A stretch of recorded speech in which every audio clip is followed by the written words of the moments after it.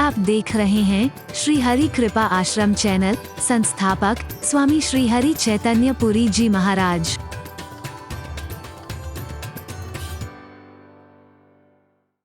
कुछ मांगने को कह दिया और मांगने को क्या खुद दे दिया।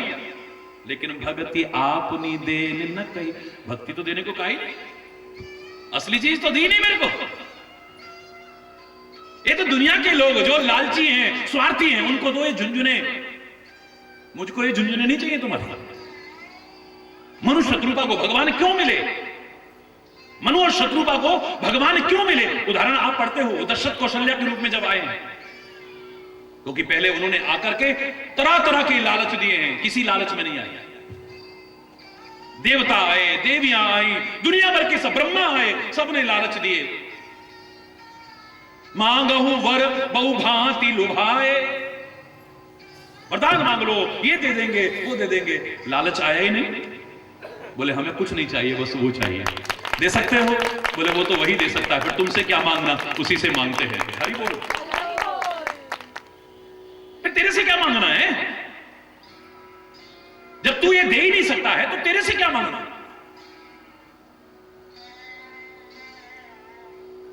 भिखारी ही बनना है तो उसके दरबार का बनूंगा, और जब उसके दरबार का भिखारी बनूंगा, भिखारी नहीं रहूंगा, उसका बच्चा बन जाऊंगा। मैं भिखारी नहीं कहलाता है। वो तो मेरा माता है, पिता है, सखा है, सर्वस्व है मेरा। और माता पिता से बच्चा मांगे उसे भिखारी नहीं कहते हैं। मांगने वाले को भिखारी कहते हैं, लेकिन माता पिता से बच्चा मांगे तो बोलो, भाई से भाई मांगे भिखारी नहीं है। पति पत्नी एक दूसरे से मांगे भिखारी नहीं कहते हैं। मित्र एक दूसरे से मांगे उन्हें भिखारी नहीं कहते हैं। और हमने तो कहा है, तुमेव माताश्च पिता तुमेव बंधुश्च सखा तुमेव विद्या द्रविणम तुमेव सर्वम मम देव। तू सब कुछ है मेरा, तो फिर तेरे से मांगूंगा भी तो भिखारी नहीं हूं। तो इनके सामने हाथ जीगा जीगा, मेरा हाथ देखना जरा, भिखारियों की तरफ फैलाते हुए। अरे महापुरुषों की, परमात्मा की एक कृपा की दृष्टि भी बढ़ गई, भाग्य समझ जाएगा। उनको तुम्हारी जन्मपत्री बांचने की आवश्यकता नहीं है, तुम्हारा हाथ पढ़ने की आवश्यकता नहीं है। हरि बोल, जोर से बोल। वो कहते ना, किसी शहंशाह के पास कोई मांगने गया, वापिस लौटने लगा वहां से। वो इबादत कर रहा था, और अपना अपना तरीका है सबका, सबका सम्मान करना चाहिए। धर्म जोड़ता है, तोड़ता नहीं है। और अफसोस है, आज धर्म के नाम पर लोग टूट रहे हैं, बट रहे हैं। वो इबादत कर रहा है, नमाज अदा कर रहा है, ये वापिस आने लगा फटे हाथ। उसकी इबादत पूरी हुई तो उसने पीछे मुड़ के देखा, तो क्या देखा? एक फटे हाल व्यक्ति वापिस लौट रहा है। ए रुको, रुका। वो मुड़ के देखा, कौन हो तुम? बोले जहां पर भिखारी हुई। क्यों आए थे? बोले भीख मांगने। वापिस क्यों जा रहे हो? बोले अब नहीं मांगना। बोले क्यों? बोले थोड़ी देर पहले मैंने आपको हाथ यूं करके देखा। अरे वो तो मैं उससे खैर मांग रहा था ना। अरे बोल, जो तेरे जैसे को भी दे सकता है, मैं उसी से क्यों ना मांगू? सीधे तेरे से मांगने की क्या आवश्यकता? क्यों ना मैं उसी से मांगू ना।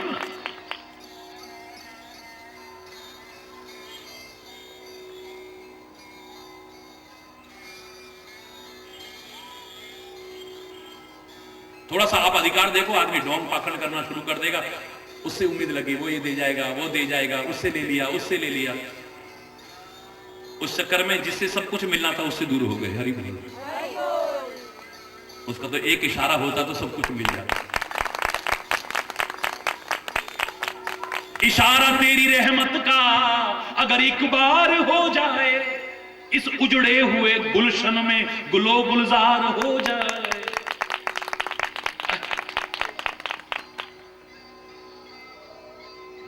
फिर से बहार आ जाएगी, बसंत बहार आ जाएगी।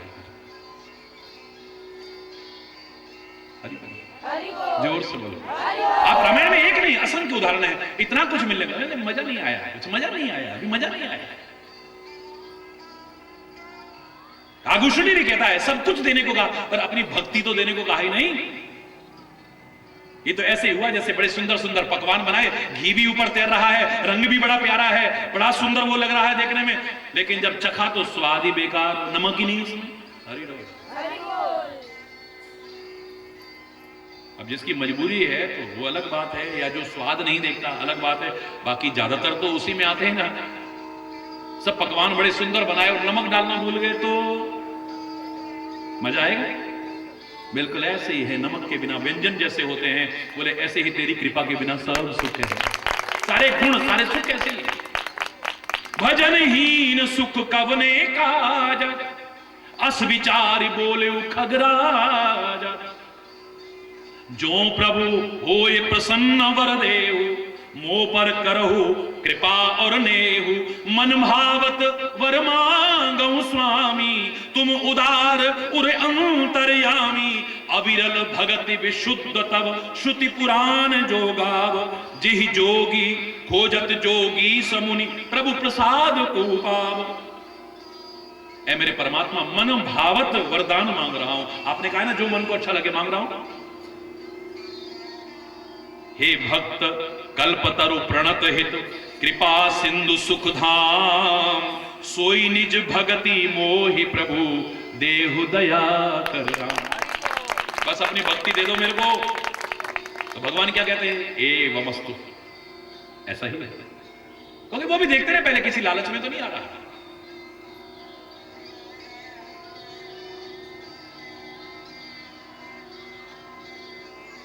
महाराज जी हम आपके साथ रहना चाहते हैं।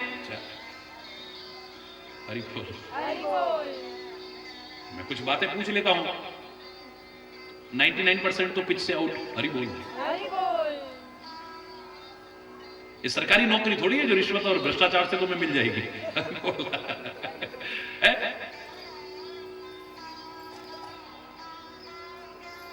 उस सच्ची सरकार की नौकरी तो प्यार और भावनाओं से और सद्गुणों से मिलने वाली, वैसे नहीं मिलने वाली।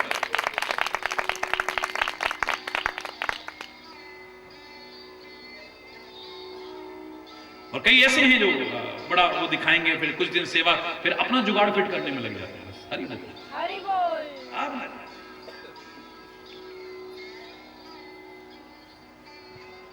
महाराज जी विदेश जाएंगे ना, आपके साथ मैं भी चलूंगा साथ में। हरि बोल।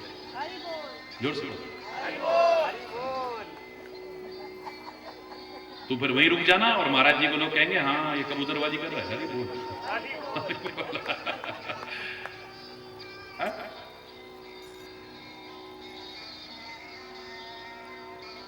वो महाराज जी आप अपने साथ साथ रखना मुझे। आप तो राष्ट्रपति भवन में भी जाते हो, मुख्यमंत्री के यहाँ भी जाते हो, फलाने के यहाँ भी जाते हो, और वो भी आपके पास आते हैं। हाँ देखो मैं तो आपके साथ ही रहूंगा बस, बिल्कुल। हरि बोल। जोर से बोलो और जोर से बोलो ना। बाद में नहीं, अच्छा हुआ बातों बातों में तो शुरू में अपना रूप दिखा गया। हरि बोल। वो भी देखते हैं क्या लालच है इसको, आखिर क्या वजह है। और जब कोई वजह नहीं रहती है, प्रेम में कोई वजह नहीं होती है। जो सच्चा प्यार होगा, परमात्मा तुम्हारा हो जाएगा। तुम उसके क्या, तुम उसे क्या याद करोगे, वो तुम्हें याद करेगा। तुम उसे क्या पुकारोगे, वो तुम्हें पुकारेगा। तुम उसका क्या ध्यान करोगे, फिर वो तुम्हारा ध्यान रखेगा। तुम कितना ध्यान करते हो और वो कदम कदम पर कितना ध्यान रखता है तुम्हारा, बोलो। कितना ध्यान रखता है, जितना वो हमारा ध्यान रखता है, क्या ध्यान करेंगे हम। बोलो 2 मिनट बैठे हो, उसमें भी पता नहीं कहां कहां भटक रहे। हरि पता नहीं कहां उस टाइम और ज्यादा, जैसा लोग कहते हैं। हरि बोल।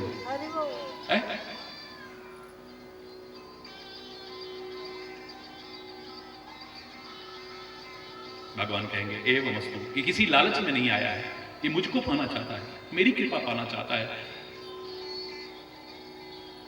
तू मेरा क्या होगा, मैं तेरा हो जाऊंगा। अस सज्जन मम उर्वस कैसे, लोभी हृदय बसहि धन जैसे। तू क्या कहेगा, कामी नार प्यार जिमि, लोभी ही प्रिय जिमिदाम। तिमि रघुनाथ निरंतर प्रिय लागो महिराम। भगवान कह रहे हैं मैं तुझे अपने दिल में ऐसे बसाऊंगा जैसे लोभी के हृदय में धन बसा करता है, मैं अपने हृदय में बसाऊंगा। एवमस्तु। कह रहे बोले वचन परम सुखदायक, बड़े सुखदायक वचन कहने लगे परमात्मा। क्या वचन कहते हैं? शेष कल मन तो नहीं भरेगा, बिल्कुल अभी से इशारा कर रहे हो, मन वास्तव में नहीं भरेगा और भरना भी नहीं चाहिए। ना आपका भरना चाहिए, ना महाराज जी का भरना चाहिए। ये रसिकता सच्चे अर्थों में जब आ जाए, रसिकता का तात्पर्य मम ये कभी मन भरे नहीं कभी भी।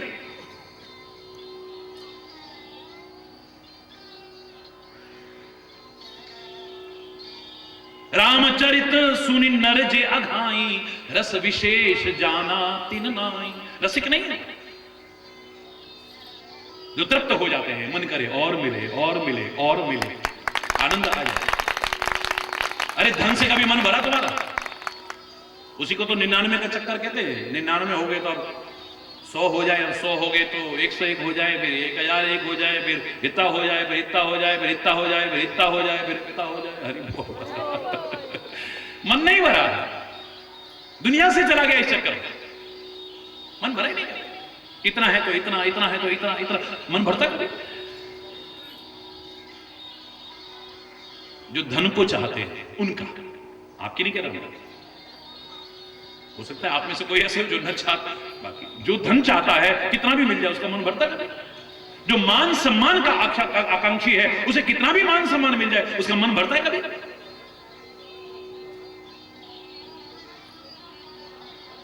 पद का जो लालची है उसका मन कभी नहीं भरेगा। पहले यहां पर संगठन में कोई पद मिल जाए, फिर मुझे सरपंच बना दें, फिर मेरे को पंचायत में उसमें ले, जिला पंचायत में, फिर मेरे को एमएलए का टिकट कम होगी क्या? फिर मंत्री पद मिल जाए, फिर उसके बाद में और आएगा, अब मैं एमपी बन जाऊं, फिर केंद्र में पहुंच जाऊं। हरि बोल।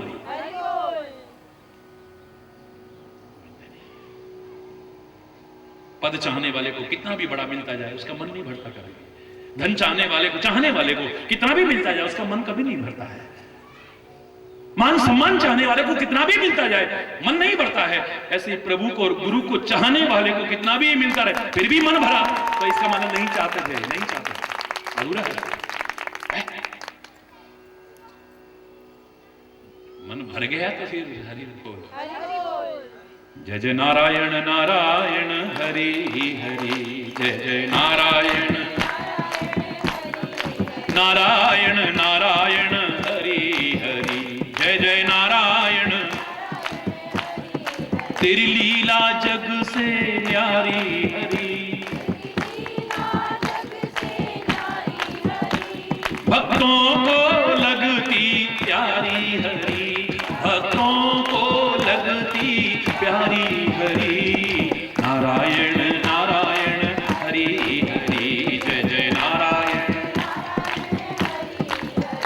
जय जय नारायण नारायण हरि हरि, जय जय नारायण नारायण हरि हरि, जय जय नारायण नारायण हरि हरि, जय जय। हम आए शरण तिहारी हरि, हम आए शरण तिहारी हरि, हम आए शरण तिहारी हरि।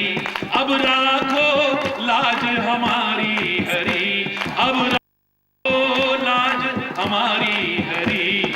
नारायण नारायण हरि हरि, जय जय नारायण नारायण हरि हरि, जय जय नारायण नारायण हरि हरि। जय नारायण नारायण हरि हरि, जय जय नारायण नारायण हरि हरि, जय जय नारायण नारायण। भक्तों के प्राण आधारे हरि, भक्तों के प्राण आधारे हरि, सारे जग के परम सहारे हरि, सारे जग के परम सहारे हरि। जय जय नारायण नारायण हरि हरि, जय जय, जय जय नारायण नारायण हरि हरि, जय जय नारायण। हरि बोल हरि बोल हरि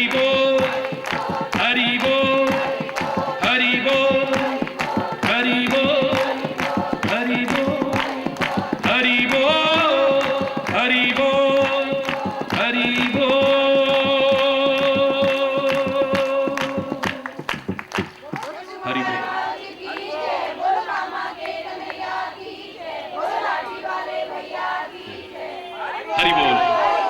जोर से बोलिए, और जोर से, दोनों हाथ उठा कर।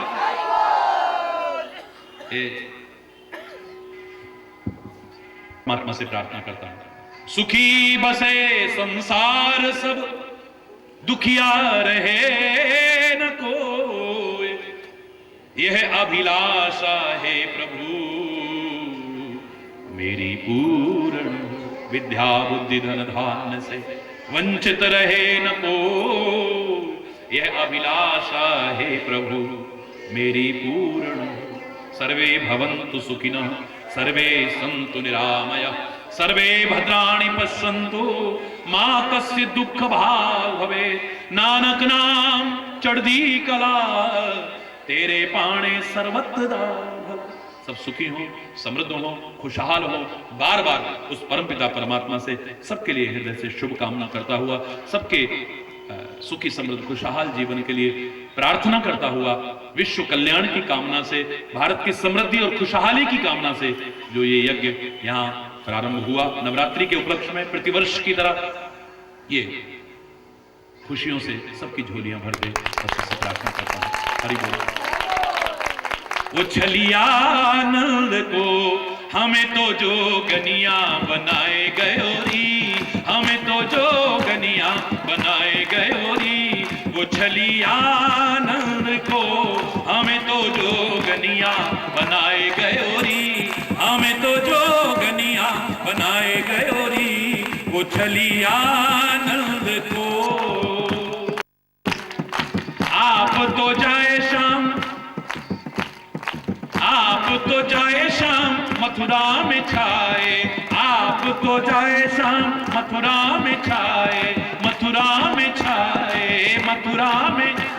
हमें तो बन बन में लाए गयोरी, हमें तो बन बन में डुलाए गयोरी। वो छलिया नंद को हमें तो जोगनिया बनाए गयोरी, हमें तो जोगनिया बनाए गयोरी। वो छलिया नंद को शाम के सर पे मोर मुकुट है, शाम के सर पे मोर मुकुट है। हमारे सिर ओ हमारे सिर जटा धराए गयोरी, हमारे सिर जटा धराए गयोरी।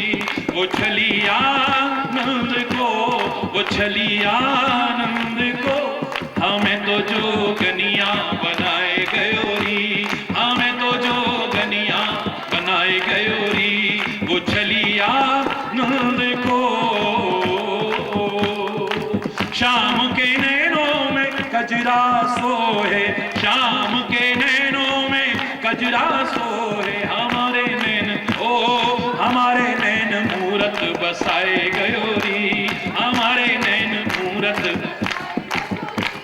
वो छलिया नंद को हमें तो जोगनिया बनाए गयोरी, हमें तो जोगनिया बनाए गयोरी। वो छलिया नंद को शाम के हाथों में बांस की बांसुरिया, शाम के हाथों में हमारे हाथ को, हमारे हाथ माला थमाए गयोरी, हमारे हाथ माला थमाए गयोरी। वो छलिया नंद को हमें तो जोगनिया बनाए गयोरी, हमें तो जोगनिया बनाए गयोरी। वो छलिया नंद को आप तो खाए शाम माखन मिश्री, आप तो खाए शाम माखन मिश्री। हम माखन मिश्री, हमें तो व्रत करनो सिखाए गयोरी, हमें तो व्रत। वो छलिया नंद को हमें तो जोगनिया बनाए गयोरी, हमें तो जोगनिया, हमें तो जोगनिया, हमें तो जोगनिया बनाए गयोरी।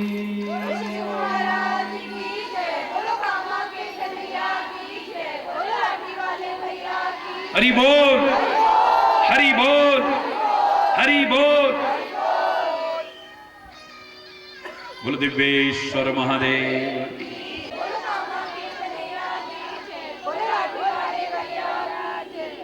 हरि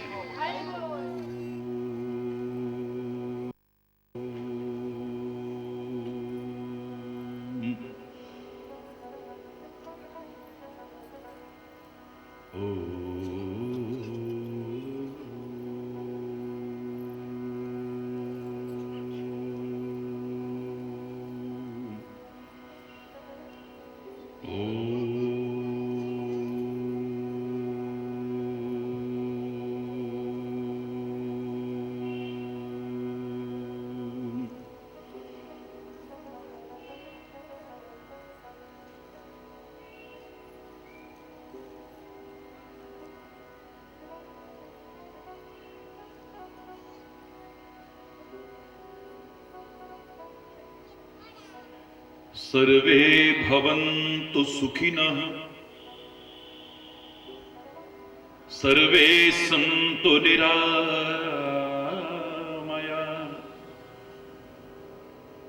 सर्वे भद्राणि पश्यन्तु,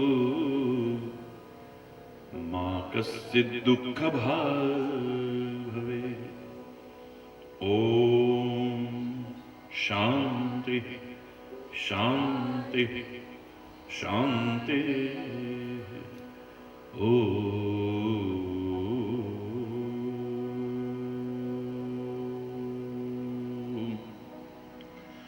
त्वमेव माताश्च पिता त्वमेव, त्वमेव बन्धुश्च सखा त्वमेव,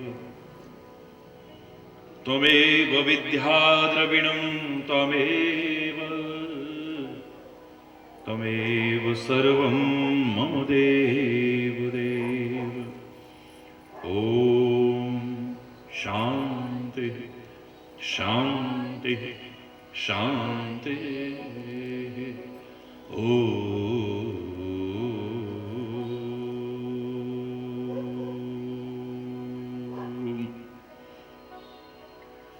चैतन्यं शाश्वतं शान्तं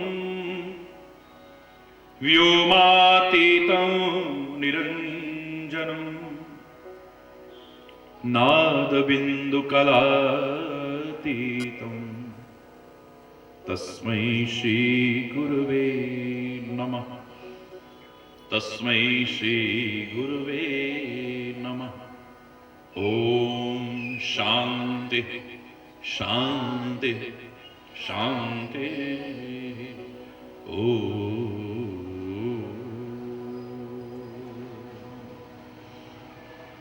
सर्वमङ्गलमाङ्गल्ये शिवे सर्वार्थसाधिके शरण्ये त्र्यम्बके गौरी नारायणी नमोस्तुते। ॐ शान्ति शान्ति शान्ति। ॐ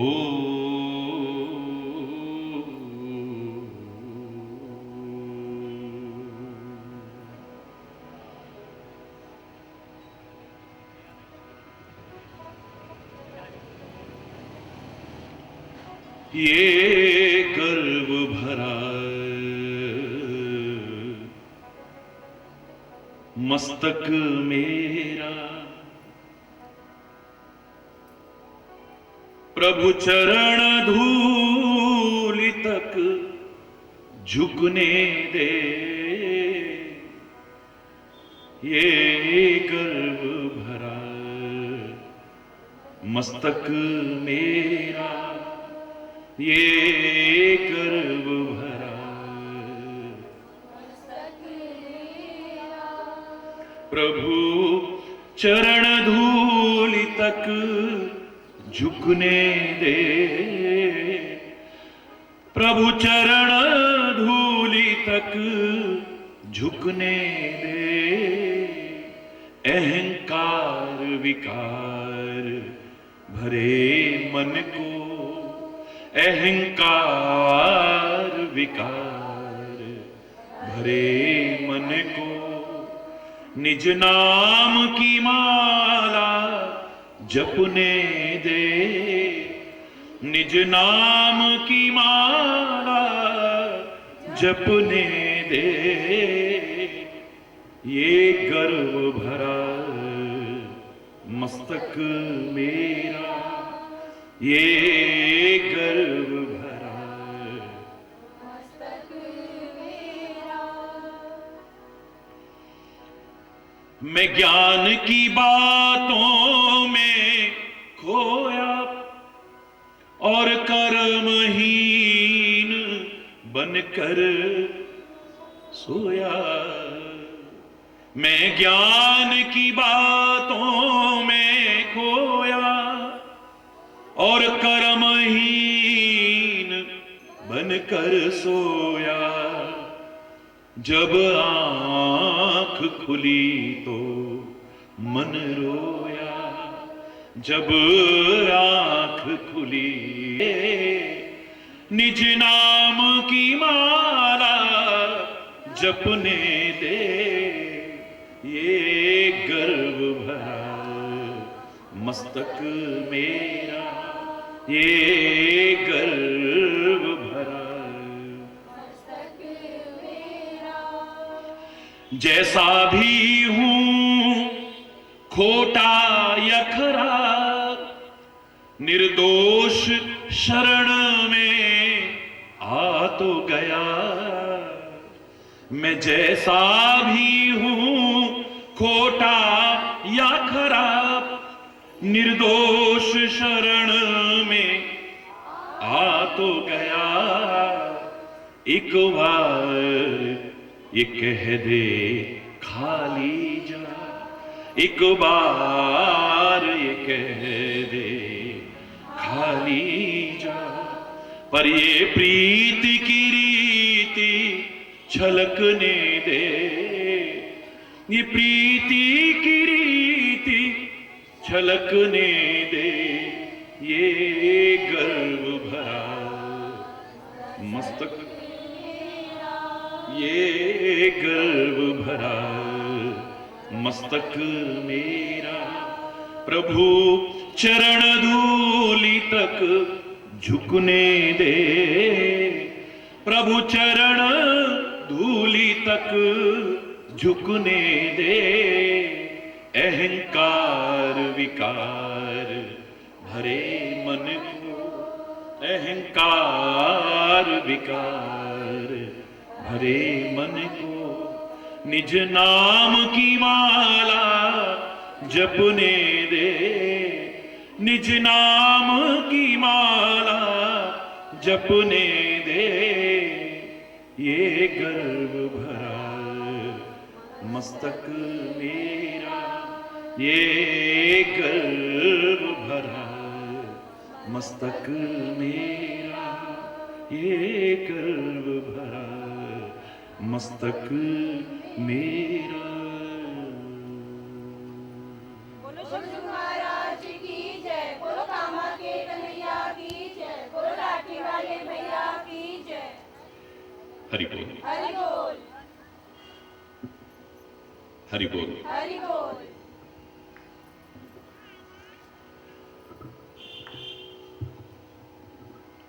कई दिन से प्रसंग चल रहा है।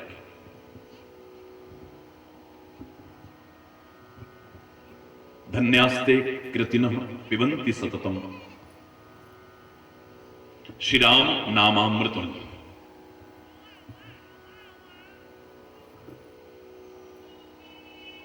धन्य है वो लोग जो निरंतर परमात्मा के नाम रूपी अमृत का पान करते हैं।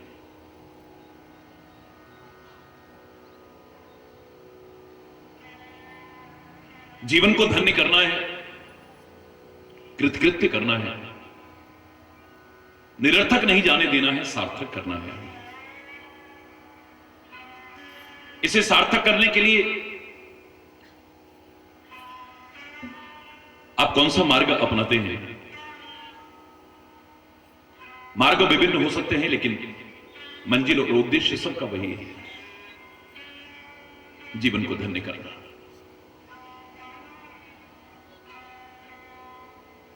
हमारे शास्त्रों ने जहां राम नाम रूपी अमृत को निरंतर पान करने वाले को धन्य कहा है, वहीं जिसे सत्संग मिला है परमात्मा की कृपा से, उसकी रुचि होती है परमात्मा की कृपा से, और सत्संग में जो मिलता है उसे अपने जीवन में अपना करके अपने जीवन को धन्य करता है, वो भी अपने जीवन को धन्य करता है। परमात्मा के नाम से, नाम रूपी अमृत से निरंतर पान करके आप अपने जीवन को धन्य कर सकते हैं। सत्संग में बताई राह पर चल करके आप अपने जीवन को धन्य कर सकते हैं। जो राष्ट्र के काम आ गए, जो धर्म के काम आ गए, जो समाज के काम आ गए, उनका भी जीवन निरर्थक नहीं, जीवन को धन्य कर जाते हैं, धन्य धन्य हो जाता है उनका जीवन। जो परोपकार के मार्ग पर चलते हैं, धन्य है उनका जीवन। सेवा के मार्ग पर चलते हैं, धन्य है उनका जीवन। भक्ति के मार्ग पर चलते हैं, धन्य है उनका जीवन। सत्य के मार्ग पर चलते हैं, धन्य है उनका जीवन। अपने जीवन को धन्य हम सब ने अवश्य करना है, चाहे इनमें से किसी भी मार्ग को अपना कर या सब पर चलते हो। और आपने देखा कि जो अपने जीवन को धन्य करने का भाव रखते हैं, वो कल की प्रतीक्षा नहीं करते हैं, कर लेंगे, अभी तो बहुत उम्र पड़ी है। क्षण भंगुर जीवन की कलिका, कल प्रातः को जाने खिली न खिली। परमात्मा करे सबको लंबा जीवन मिले, दीर्घ जीवन मिले, सुखी जीवन मिले, समृद्ध जीवन मिले, खुशहाल जीवन मिले, लेकिन इस जीवन का तो एक क्षण का भरोसा नहीं, तो कल की कहां बात है।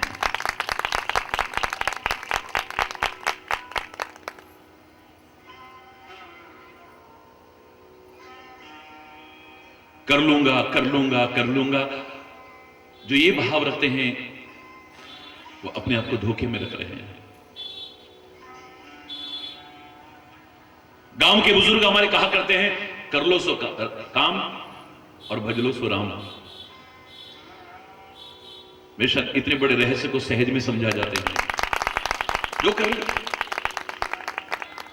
अगर आपके मन में सचमुच आता है कि हम अपने जीवन को धन्य करना चाहते हैं, सार्थक जी करना चाहते हैं, जीवन को सफल करना चाहते हैं, अपने जीवन को कृतकृत्य करना चाहते हैं, कल पर मत टालना।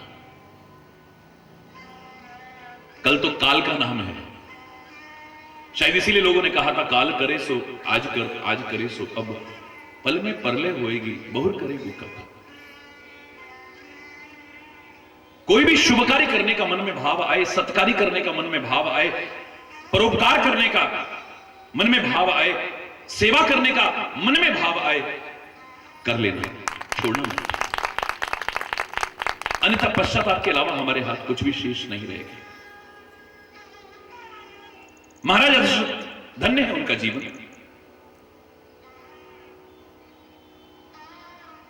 लेकिन अपने जीवन को और धन्य करना चाहते हैं।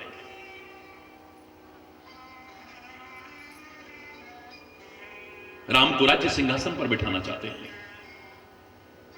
स्वयं अपने जीवन को भक्ति और तप में लगाना चाहते हैं। मैं कहता हूं, दशरथ ने राज्य सिंहासन पर बैठने का विचार किया, हम अपने हृदय सिंहासन पर बिठाने का भाव है। लेकिन जीते जी महाराजा दशरथ राज्य सिंहासन पर श्री राम को बैठा हुआ नहीं देख पाए। क्यों? कान के पास में चंद सफेद बाल देखे, मन में भाव आया कि अब वृद्धावस्था ये उपदेश दे रही है कि अपने जीवन को सार्थक करो। पहले ही करना चाहिए, इसके लिए कोई आयु नहीं है। 6 वर्ष का नन्हा ध्रुव अपने जीवन को धन्य कर लेता है, छोटा सा प्रहलाद अपने जीवन को धन्य कर लेता है, सरदार उधम सिंह अपने जीवन को छोटी सी उम्र में धन्य कर लेता है, सरदार भगत सिंह छोटी सी उम्र में अपने जीवन को धन्य कर लेता है। कैसे कैसे भक्त, कैसे कैसे समाज सेवी, कैसे कैसे राष्ट्र पर समर्पित रहने वाले भाव छोटी छोटी उम्र में अपने जीवन को धन्य कर गए। गुरु गोविंद सिंह जी के वो नन्हे नन्हे नौनिहाल अपने जीवन को धन्य कर गए। लेकिन मेरे कान के पास अब सफेद बाल आ गए हैं, यानी वृद्धावस्था आ रही है। ये उपदेश दे रही है कि अब तो जीवन को धन्य कर लो, ये जीवन ऐसे ही ना चला जाए। मन में आया है तो सीधे चले गए गुरु महाराज के पास, गुरु महाराज मेरे मन में ऐसा ऐसा आ रहा है, मैं चाहता हूं कि अब राज्य सिंहासन पर मैं नहीं बैठूं, राम बैठे,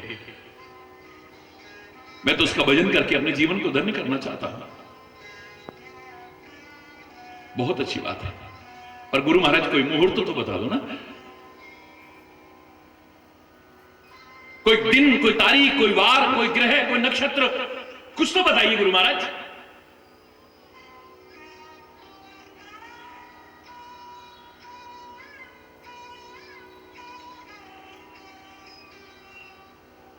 वशिष्ठ जी के पास जाके जब ऐसा कहा, गुरु महाराज के पास जाके कहा, महर्षि वशिष्ठ जी कहते हैं, हे राजन, आपके मन में बहुत अच्छा भाव आया है।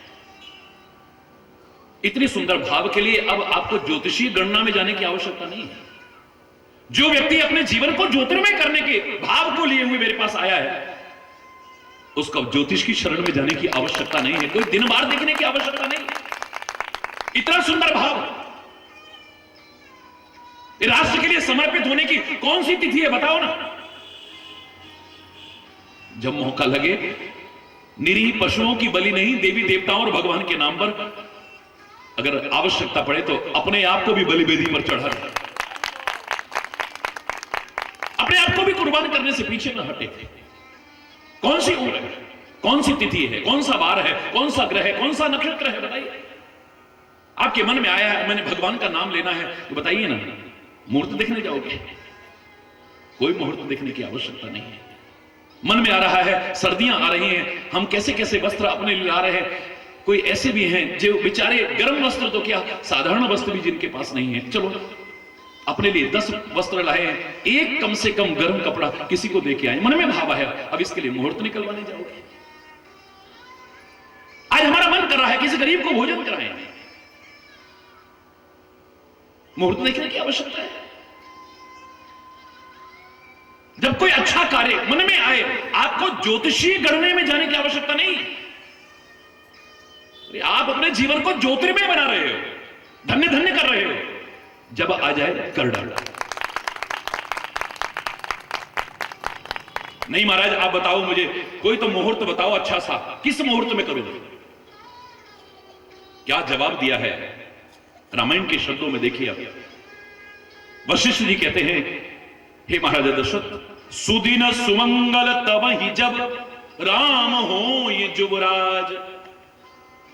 अरे वही दिन शुभ है, वही घड़ी शुभ है, वही लगन शुभ है, वही नक्षत्र शुभ है, वही वार शुभ है जब ये शुभ काम कर डाला। मुहूर्त देखने की आवश्यकता नहीं।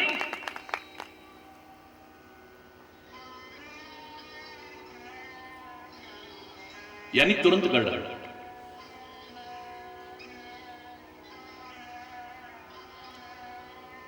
राजा हैं, गुरु महाराज ने आज्ञा दे दी, फिर भी राजधर्म को भी निभाते हैं। मंत्रियों से भी मंत्रणा करना, कोई भी कार्य करने से पहले ये राजा का एक उत्तरदायित्व तो होता है। और यहां तो मंत्री भी कैसा है, सुमंत्र, यानी बहुत अच्छा मंत्र देने वाला, अच्छी सलाह देने वाला। मंत्र माने सलाह, बड़ी अच्छी मंत्रणा करने वाला सुमंत्र है। यहां उस सुमंत्र देने वाले यानी अच्छी सलाह देने वाले अपने मंत्री सुमंत्र के पास जाते हैं। हे सुमंत्र, मेरे मन में ऐसा भाव आया, गुरु महाराज ने तो आज्ञा दे दी है कि तुरंत कर डालो। अब आप बताइए मुझे कि मुझे कब यह कार्य करना चाहिए? आपकी राजनीति क्या कहती है? सुमंत्र जी का जवाब सुनिए रामायण के शब्दों में। जग मंगल भल काज विचार, जग मंगल भल काज विचार, बेगिए नाथ न लाई बारा, बेगी नाथ न लाई बारा। अरे महाराज, आपने तो अपना जीवन धन्य कर लिया है। कितना सुंदर आपने संसार की भलाई के लिए कार्य सोचा है। लोगों को भी समझ आए कि वृद्धावस्था आते ही इनको सौंपो और अपने आगे की भी तैयारी करो। जगमंगल भल काज विचारा बेगी। आप समय पूछ रहे हैं, बेगी माने जल्दी कर डालिए, क्योंकि शुभ काम में कब विघ्न आ जाए पता नहीं चलता है, उससे कब वंचित रह जाए पता नहीं चलता है, और फिर क्षणभंगुर जीवन की कलिका। ऐसे में पता नहीं फिर कर पाएंगे कि नहीं कर पाएंगे।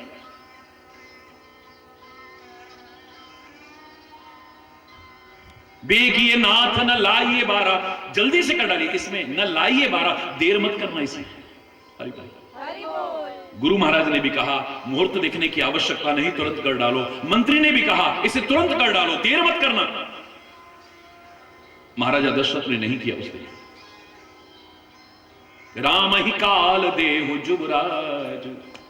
हरि बोल।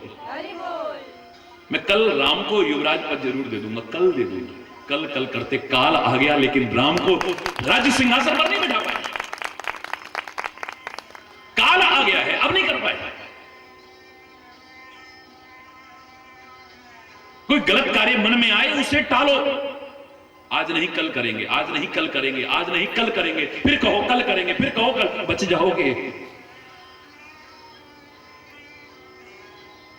अच्छा मन में आए तो कर डालो, इसे छोड़ो। एक क्षण का भी विलंब मत करो।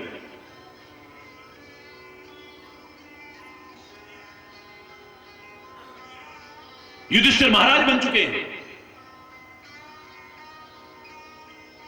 महल के द्वार पर एक घंटा है जिसे तब बजाया जाता है जब विजय कहीं पर हासिल होती है। आज अचानक घंटा टन टन टन टन टन टन बजने लगा है? हमने कहीं लड़ाई नहीं करी,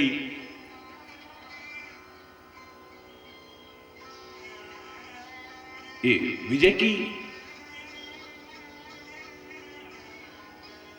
ये क्या हो रहा है? उसके बजते ही नगाड़ा भी बजना शुरू हो गया, जो विजय के अवसर पर होता है। खुशियों का इजहार होने लगा, दुंदुभी बजने लगी। युधिष्ठिर आश्चर्यचकित कि ये क्या हो रहा है? जब हमारी कहीं लड़ाई नहीं हुई, विजय और हार का तो सवाल ही नहीं उठता, तो विजय की दुंदुभी क्यों बज रही है?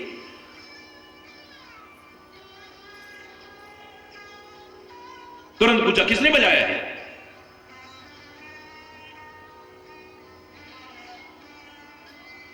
दास सिर नीचा करके कहते हैं महाराज, भीम महाराज ने बजाया है। भीम ने? हो सकता है वो किसी लड़ाई में गया हो। बुलाओ भीम को, इधर बुलाओ। भीम को बुलाया गया, प्रणाम किया। भीम के प्रणाम करने के बाद में महाराजा युधिष्ठिर पूछते हैं, बताओ ना भीम, ये विजय का स्वर सुनाई दे रहा है, क्या तुमने किया है? बोले हाँ महाराज। कौन से युद्ध में विजय प्राप्त की हमने?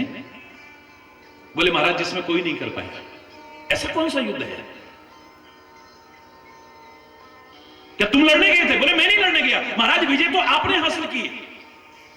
वैसे भी फौज लड़ती है, नाम राजा का ही होता है, लेकिन यहां तो बिना लड़े ही हमें विजय प्राप्त हो गई, और हम लोग नहीं लड़े हैं, आपने ही विजय प्राप्त की है। मैंने? हाँ महाराज। क्या कहना चाहते हो? बोले महाराज कोई आवश्यक कार्य था, मैं आपके पास आया सलाह लेने के लिए, लेकिन मैंने देखा कि आप अस्तबल में घोड़ों की सेवा कर रहे थे। घोड़ों की सेवा कर रहे थे आप, और उसी समय अचानक एक भिखारी वहां भिक्षा लेने के लिए आए। जैसे तैसे वो आपके करीब तक पहुंचा। हरि बोल।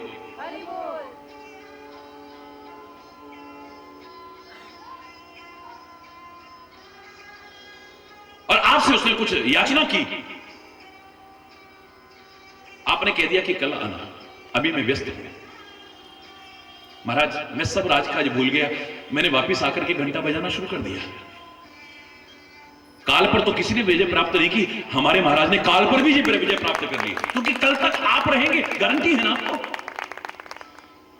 कल तक वो याचना करने वाला रहेगा, क्या गारंटी है आपको? और कल तक ये राजपाट हमारा रहेगा, क्या गारंटी है आपको? इसका तात्पर्य आप आश्वस्त हैं, आपने काल पर विजय प्राप्त कर ली है कि आपको मालूम है कल तक मैं भी रहूंगा, मेरा राज्य भी रहेगा और याचना करता भी रहेगा। महाराज युधिष्ठिर को शर्म आई, बहुत शर्मिंदा हुए। तुरंत याचनाकर्ता को बुलाया गया, मुंह मांगा उसे देकर के विदा किया। ये उदाहरण भी क्या सिखा रहा है कि अच्छे कार्य को कल पर टालने की कोशिश मत करना, तुरंत करना।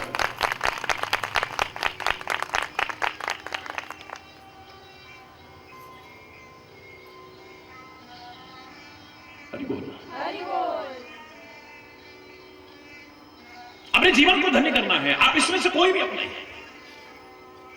कई दिन से आप सुन रहे हैं, आप राष्ट्रभक्ति अपने हृदय में रखते हैं, समाज सेवा का भाव अपने मन में रखते हैं, माता पिता की सेवा का भाव अपने मन में रखते हैं, बुजुर्गों की सेवा का भाव अपने मन में रखते हैं, गरीबों, असहायों, असक्तों, निर्बलों, असमर्थों की सेवा और सहायता करने का अपने मन में भाव रखते हैं, परमात्मा की भक्ति करने का भाव रखते हैं, जो भी रखते हैं, किसी प्रकार भी अपने जीवन को धन्य करने की कोशिश करना, ये निरर्थक न जाए। खाली कोरे शब्दों तक हम ना कहें कि हे नाथ अब तो ऐसी कृपा हो, ये जीवन निरर्थक जाने ही ना पाए। सचमुच कुछ ऐसा भी करे हमारा जीवन निरर्थक ना जाए, धन्य धन्य हो जाए, कृतकृत्य हो जाए।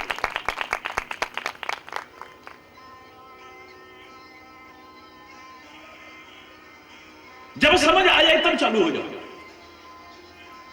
पहले नहीं कर पाए हो तो भी घबराने की आवश्यकता नहीं। कल भी मैंने आपसे कहा और हमेशा कहता हूं, don't cry on spirit milk. जो गिर चुका है मत चिल्लाओ उस दूध पर। हाय दूध उबल गया, हाय अरे दूध उबल गया सो उबल गया, जो बचा है इसे तो उतार लो वरना ये भी उबल जाए। जो समय बचा है इसको संभाल लो। निकल गया सो निकल, बीती ताही विसार दे, अब आगे की सुगले।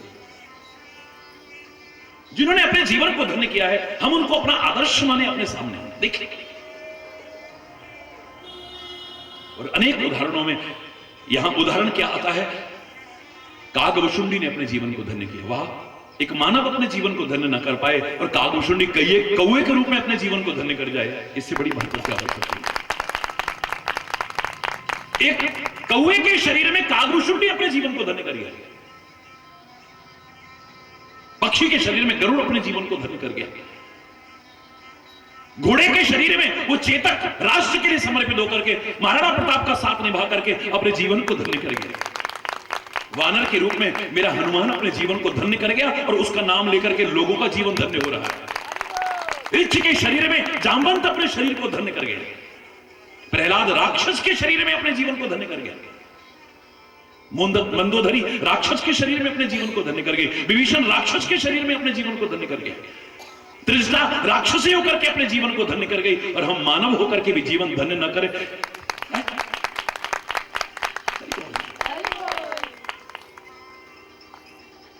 इससे बड़ी बात क्या है, परमात्मा उसे कह रहे हैं मैंने ये दिया, मैंने ये दिया, अति प्रसन्न मोहि जन। मैं बहुत प्रसन्न हूं तेरे, जिसके जीवन आचरण को देख करके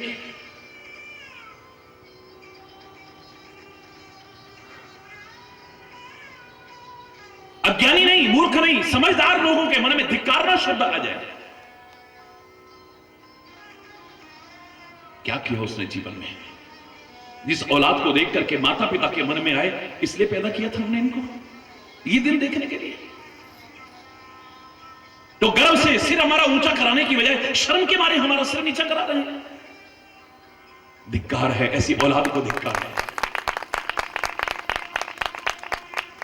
धिक्कार शब्द आता है बहुत।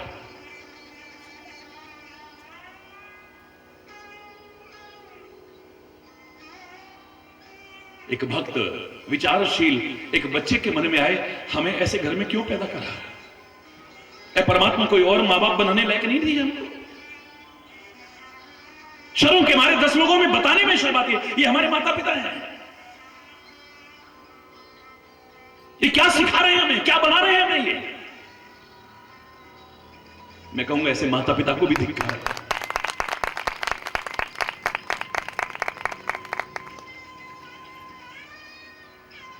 धर्म पारायण बहू के मन में अगर आता है, धर्म पारायण बहू के मन में, मर्यादित जीवन जीने वाली बहू के मन में अगर आता है, मैं कैसे घर में आ गई, इससे तो मैं कुंवारी रह जाती तो ज्यादा अच्छा था। मुझे नहीं पता था ऐसे सास ससुर मुझे मिलेंगे, धिक्कार है, ऐसे सास ससुर पर धिक्कार है। और जिन सास ससुर जो धर्मपरायण हैं बेचारे, जो सीधे साधे हैं बेचारे, उनके मन में आया कि हमारी बहू बनकर के क्यों आ गई, हमारे घर को नरक कर दिया है इसने, हमारे घर का नाश मार के रख दिया है, अशांति पैदा कर दी है। मैं कहूंगा ऐसी बहू को भी धिक्कार है। धर्मपरायण एक सज्जन व्यक्ति के मन में आ जाए ऐसी पत्नी मेरे को क्यों मिली होगी, इससे तो कुआरा रहता ज्यादा अच्छा था। ऐसी पत्नी को धिक्कार है। और जिस पत्नी के मन में आया यही मेरे पल्ले पड़ना था, जिससे रिश्ते नाते का कोई संबंध ही नहीं है, रात दिन शराब पी करके पड़ा रहता है, जगह जगह लड़ाई झगड़े करता है, दुनिया भर के मुकदमे करता है, दुनिया भर के विवाद पैदा करता है, और मेरे को हर जगह नीचा देखना पड़ता है। धिक्कार है, ऐसे पति को भी धिक्कार है। जिस गुरु के मन में आ जाए इसको मैंने शिष्य स्वीकार, इसको शिष्य स्वीकार किया।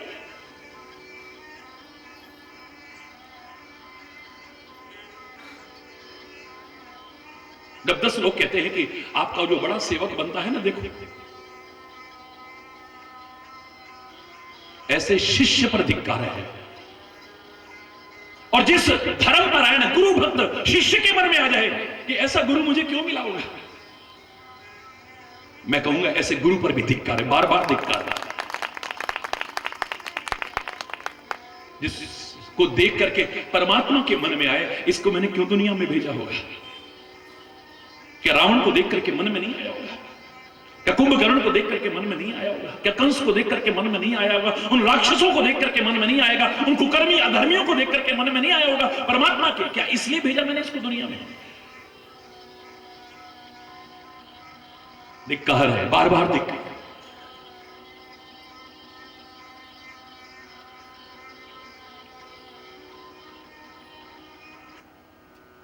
मैं तो इसे भक्त समझता था अपना। क्या भगवान शिव के मन में नहीं आया होगा रावण के कर्मों को देख करके, आचरण को देखकर, ये मेरा शिष्य है, ये मेरा भक्त है। ओम नमः शिवाय का जाप तो बहुत करता है, दुनिया में कोई इतना नहीं करता होगा। जितना कठोर तप इसने रावण ने किया है इतना कोई नहीं कर पाएगा। अपनी गर्दन तक काट काट के चढ़ा दी मुझे, लेकिन उसके कर्मों को देख करके, उसे आचरणों को देख करके, उसकी प्रवृत्तियों को देख करके क्या शिव जी को गर्व का अनुभव होता होगा। धिक्कार, ऐसे भक्त पर भी धिक्कार। भस्मासुर की सोच को देख करके क्या भगवान शिव का मन प्रसन्न हुआ होगा। मैंने इसलिए इसको दर्शन दिया, इसलिए मुंह मांगा वरदान दिया। इतनी सोच गिरी हुई, जिसके सिर पर हाथ रखूं वही जल के खाक हो जाए। उसकी सोच पर भी शर्म आए, मैं कहूंगा ऐसे भक्त को बार बार धिक्कार है। जीवन धन्य करना है, धिक्कारना नहीं। और फिर एक बात बता दूं मैं आपको, दुनिया धिक्कारे ना धिक्कारे, हो सकता है दुनिया के सामने आप झूठे होकर के भी सत्य सिद्ध करने की अपने आप को कोशिश करो, लेकिन कभी शांत होकर के बैठोगे ना, निष्पक्ष आत्मा की आवाज को सुनोगे। अगर गलत जीवन जिया, गलत आचरण किया, गलत चरित्र हुआ, गलत स्वभाव हुआ, गलत कर्म हुए, आपकी आत्मा आपको धिक्कारेगी। अंदर से धिक्कार, बाहर कोई धिक्कारे ना धिक्कारे, हमारी आत्मा हमें धिक्कारेगी। और मैं कह रहा हूं वो जीवन कभी धन्य नहीं हो सकता जिसकी आत्मा ही उससे शांत होने पर धिक्कारे, जिसे महात्मा धिक्कारे, जिसे परमात्मा धिक्कारे। हरि बोल, हरि बोल। ना ना ना, माता पिता का मन खुश हो जाए औलाद को देख करके। मैं तो कह रहा हूं तुम्हारा जीवन धन्य कब है? तुम्हें माता पिता की वजह से ना जाना जाए, माता पिता को तुम्हारी वजह से जाना जाए। कल्पना चावला के मां बाप को कोई नहीं जानता था, ना जानता है। अगर वो सामने मिल भी जाएंगे तो इंट्रोडक्शन क्या होगा? ये कल्पना चावला के माता पिता हैं। हरि बोल। सुनीता विलियम्स के माता पिता को कोई नहीं जानता है। मालूम है आपको नाम? अगर मालूम भी हो गया होगा तो उसकी ये कीर्तिमान स्थापित करने के बाद हुआ होगा। सरदार भगत सिंह के माता पिता को कौन जानता था? सरदार उधम सिंह के माता पिता को, परिवार को कौन जानता था? चंद्रशेखर आजाद के परिवार को कौन जानता था? रामप्रसाद बिस्मिल के परिवार को कौन जानता था? महात्मा गांधी के परिवार को कौन जानता? आज उनकी वजह से उनके परिवार को क्या, आने वाली पीढ़ियों तक को जाना जाता है। मजा तब है जब हमारी वजह से हमारे परिवार को जाना जाए। परिवार की वजह, ये फलाने का बेटा है, ये फलाने का बेटा है, कुछ नहीं किया फिर तुमने जिंदगी में। तुम्हारी वजह से लोग जाने, और आदर के साथ जाने, गर्व के साथ जाने।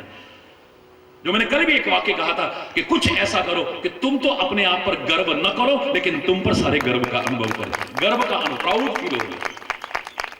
माता पिता 10 लोगों में यूं करके जाएं, उनका सम्मान हो रहा है, ये फलाने के माता पिता आ गए हैं। तुम्हारे गुरुजनों का सम्मान हो, वो गर्व से कहें ये हमारा शिष्य है। हरि बोल।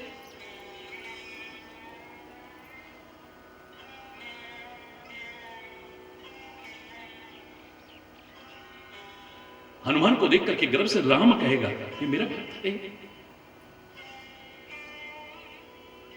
गर्व का अनुभव करते हुए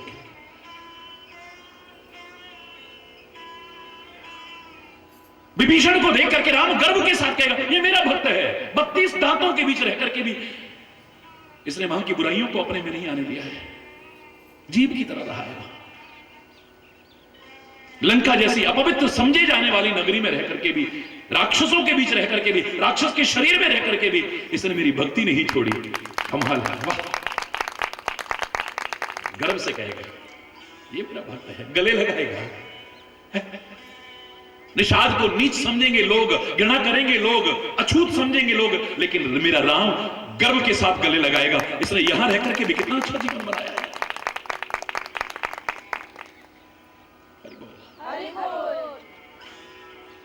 जो हमारा प्रसंग चल रहा था उसी को आगे बढ़ाते हैं। भगवान राम कहते हैं अति प्रसन्न मोहि जान, मुझे बहुत प्रसन्न। जो माता पिता के दिल को दुख पहुंचाए, जो माता पिता अच्छे विचार वाले अपनी औलाद के मन को दुख पहुंचाए, जो सास ससुर के मन को दुख पहुंचाए, अच्छे धर्मात्मा लोगों के, या जो अच्छी सुशील कर्तव्य पारायण धर्म पारायण बहू के दिल को दुख पहुंचाए,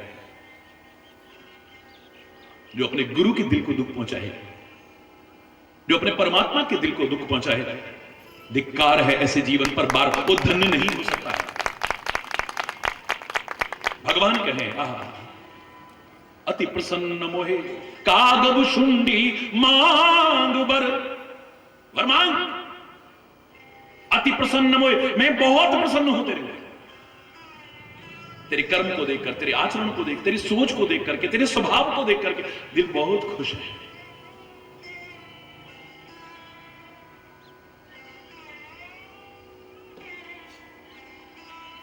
एक वाक्य में अगर मैं और भी कहूं, मैंने बहुत सारे वाक्य कहे ना इस संबंध में। एक संदेश मैंने भेजा था ना कि तुम्हारी वजह से किसी आंख में आंसू ना आए,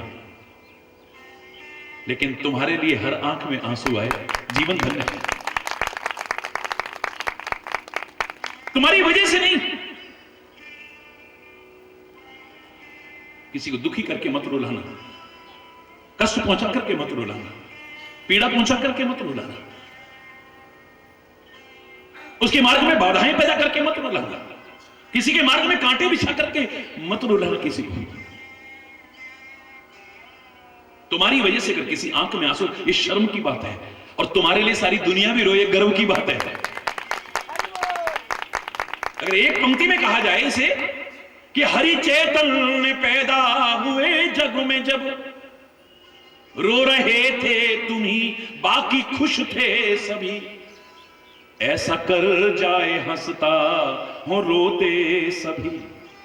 कुछ ऐसा कर जाए हंसता हो रोते सभी, वो ही जिंदा जो ऐसा कुछ कर जाता है।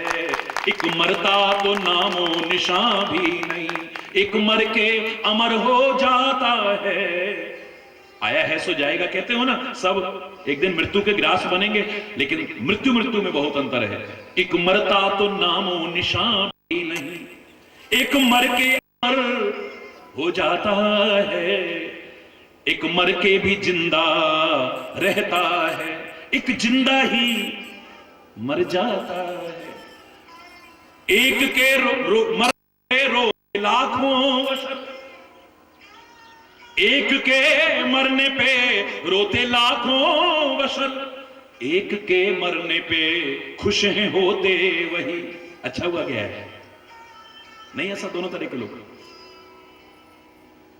एक लगता है कि हमारे ही प्राण खींच करके ले गए हैं। एक के मरने पे रोते लाखों वशर, एक के मरने पे खुश हैं होते वही, और एक हंस हंस के मरने को तैयार है, एक सुन मौत का नाम डर जाता है। तो सुखदेव से, भगत सिंह से, इन सब से कहा गया तुम्हें फांसी के फंदे पर जाना पड़ेगा। बोले तुम क्या फांसी दोगे, लाओ इधर, हम अपने गले में लगा करके खुद झूल जाएंगे। वंदे मातरम।